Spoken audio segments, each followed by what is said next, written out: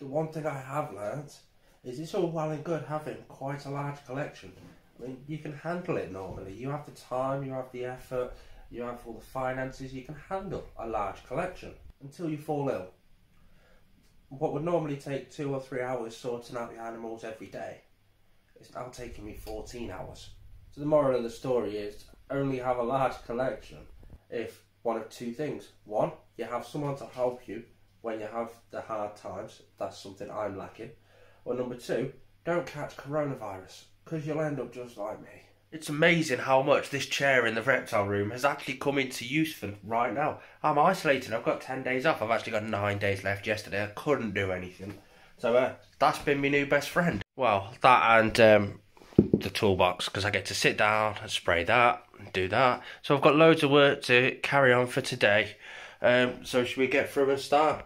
Now, various things like dirty glass and stuff, that sort of stuff can wait. That's not a priority. But we still need to mist down the enclosures. Now, this does have a misting system in down there, but at the minute, I'm really enjoying getting up close and personal with this enclosure, because we do have babies in here. I don't know where the eggs have incubated or whether they've hatched from. I have to open it dead careful, because the babies like to hang around up there. So I have to just be really careful. They do it up there as well. Can you see like that half moon shape just there? That's where they're sort of hiding at the minute. So I just be very careful. If I open it really slowly, then, and there is one in there, he just tends to dart out nicely. I always have one kicking around down in there as well. But yeah, as you can tell, I put that tube in there. Now what that tube does, you see it's got a few holes in it. I'm hoping it's directly under the heat, so they'll be able to actually, oh God. So they'll actually be able to sort of lay some eggs in there, and I'll be able to see the eggs, because they're just not laying them anywhere. That was a waste of time putting the jelly pot. I tried a jelly pot in the top of the egg laying thing just to see if it'd work, but it never. So I'll just drop. Oh, something's just dropped from back there. Can we see any? Let's have a look. I'm going to drop this jelly pot in with the mealworms. They'll be able to eat it in no time at all. Right, let's have a look. Let's have a look. Let's have a look. There's normally a few around the bromeliad hanging around on all the branches, but I can't really see any right now. So I'm just going to pump up the, oh Christ, I'm going to pump up the air spray, make it sure it's on mist, and nice gentle mist. Now I like to fill up the bromeliads because they take in their water from the top. I've just recently found, or not recently, but a while ago, found £35 for a bromeliad. Now it's got 4 bromeliads in a big hanging basket. It's like set up as a house plant, but they've got like 35 different pups off all the plants. So I'm thinking of getting that. I don't know. Yeah, we're just going around. We'll just mist it all down. These will be getting fed tomorrow. There is an awful lot of fruit flies in this enclosure. So although it does look like the food's dried out, they've still got an awful lot of fruit flies in there. So I want them to eat the fruit flies before I put more food in there, which is just, yeah, that's what I'm doing. And then I like to check the cubs to see if there is any eggs, which there never is, because they never actually do lay eggs in there, but they're there just in case they do want to. And yeah, I just like to get up close and personal with this enclosure. It's nice, isn't it? I'm tempted to sort the bottom out and like turn it into more of a dart frog area. My problem with doing that is there's not that much light that gets to the bottom of this enclosure. There's a little bit over there and there's a little spot just there, but that's about it. So maybe stick some sort of branch from here up to there so they can't get up and into the sort of area around here. I know somebody who keeps, oh look, little baby all the way down there. Oh, he's probably coming out because I've just sprayed into his bromeliad.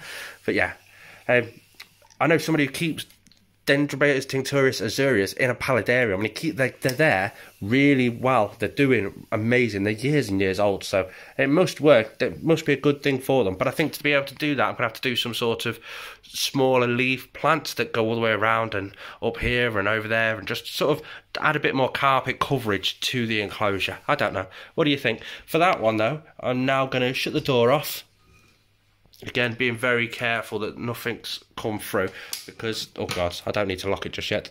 I don't want babies to get caught in all those sorts of areas. And then I'm going to turn the fog system on. They've had a mist, so now I'll add a bit of fog. You can see it coming down at that back corner. Boom. We're going to leave that to fog up for a bit, and then we'll move on to Mushu. Took my breath out of me, that one did. So I'll sit down for a coffee for 10 minutes, and this is why it does take so long.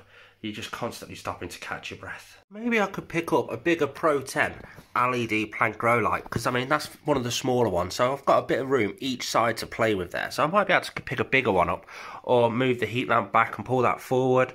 I don't know. I could stick a bigger grow light on there to see if that'll get any more light down to the bottom. But we'll move on to Mushu, because we've got quite a bit of work to do in here as well. Mushu's currently there. He's sort of stuck on the log. I love this bromeliad that's here, because when I first planted it, it was just a little one down here, but I've managed to sort of work it all the way up that back log, and it's managed to grow far too much, attach itself to the side of the vivarium, move itself back down, and it's all the way over here. So I may need to take a cutting off that at some point, and yeah, do that. But while he's over there, he gets a bit nervous. He is a complete wild animal, so we have to be careful. I'm going to empty his food bowl down, because that needs a good clean. Right, what am I going to do? Because I need to... Oh, see what I mean? He goes a bit crazy.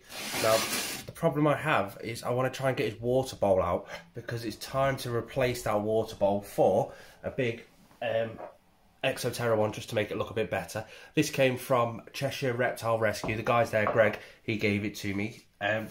Specifically to put into here to make it a little bit more natural, so I can get the pothos plant down here and just sort of move it to make it look a bit better. Now he's all the way up there now, you can see his tail, so I'm going to try it. I have to move one of his sticks, otherwise the glass won't open, and I've just got to hope he doesn't come out, because if he comes out I'm too knackered to chase him around too much. So we'll see how it goes. Get this water out. Oh yes, that's done really well. Drop that down there, flatten off that area. It's okay, Mushu. And then yeah, we'll put it in that way without trying to crush. Oh, I'm gonna have to put that log back, without crushing the pothos plant, because I want the pothos plant to go over the top of it, just like that. Then fill it back up with water. Glow in the dark school glass. How cool is that? It's not glass, it's just plastic, but it does the job. Oh, there's that full. And then where's my spray bottle? There it is. Oh, this is the joy. I'm going to need to get myself one of those wheelie chairs to actually have in the reptile room, so I can just sit on it and wheel myself around really nicely. Every time he's not got food in his food bowl, I turn it over.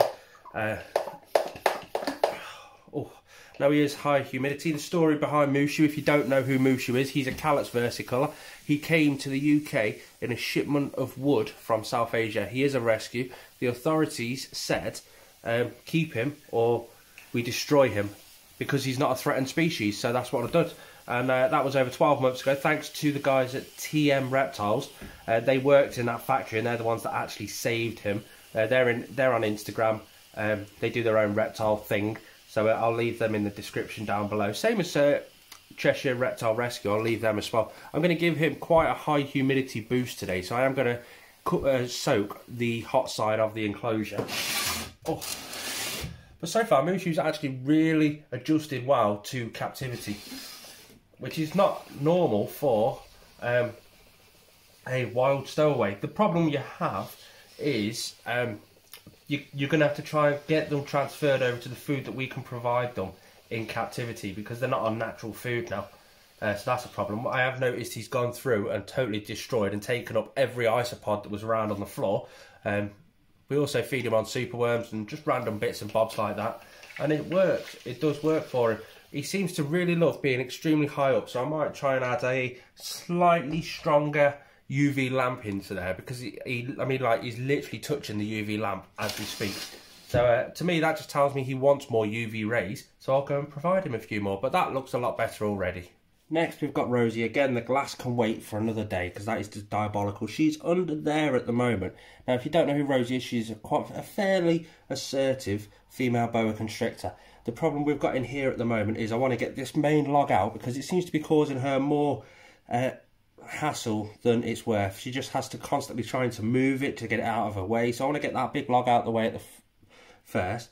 She's also done, I think I can see a number 2 inside her water bowl, so I want to get that out. The problem is she can be a dick. So I have to either be really quick or really stealthy with doing this. As soon as I open the door, she's probably going to come out thinking it's food time.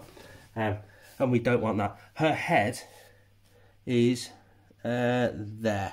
So I just have to be really, really careful. Let's see what happens when I open the door.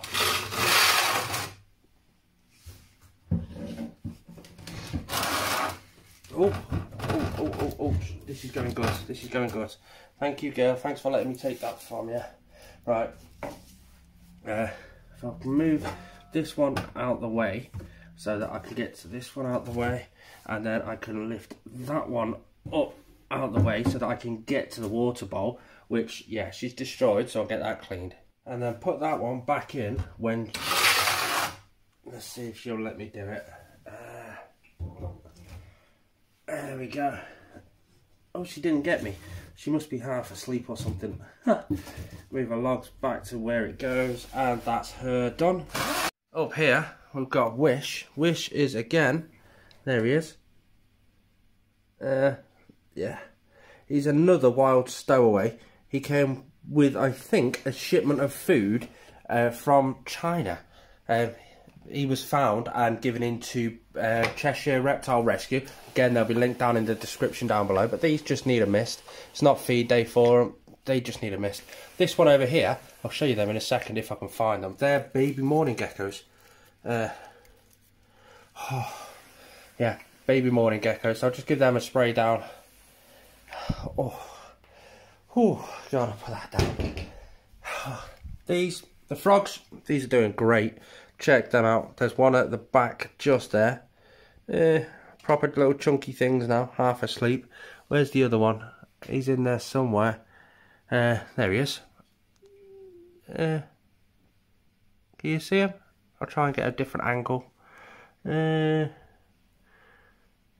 he is. Can you see his... Oh, I can't get him focused. Anyway, he's on that leaf just there. See if I can get him. Yeah, so there you go, you got two there now. Yeah, they're doing great at the moment. The thing I like with these is I can keep a good eye on the humidity. At the minute, 50%, which is great for them. It's on the lower end of great, so I'm going to give them a little mist. But nothing special. I have to be careful with that weeping dew plant that I've got directly over it. But again, where's that? Get it set to spray mist only. Nice gentle spray across the plants, over the substrate, and just they seem to really enjoy that extra little bit of water on their body. There we go. Oh. There they are, both of them together. I wish I could get better focus on them, but yeah, they're the two frogs, the white tree frogs. She's come straight out and just gone straight into a water bowl. She's having a real good drink. How cool is that? I love that. I've had a little bit of water into that tarantula, and a little bit of water into that tarantula, and a little bit of water into that tarantula. I've been around and watered all the plants. Leopard gecko down there. Nothing needs to happen with that leopard gecko, to be fair. Nothing at all. And Diego, the bearded dragon, nothing needs to happen with him today. He's just relaxing and chilling out for the day. We still have to keep an eye on all of our vegetables that we're starting to grow. Therefore, we want to basically be self-sustained on vegetables and fruit and stuff, just basically so we can get a tortoise. I'm a lot better than what I was yesterday. I couldn't talk or anything yesterday. I hung up the clothes on the rack there yesterday. I had to sit down for 20 minutes to catch my breath. But popcorn. Oh look, popcorn's having a drink as well. Huh. Oh, cutie. But yeah, popcorn, the calcium grow boa constrictor. Nothing really needs to happen to him today either. Hugo, what's happening, mate?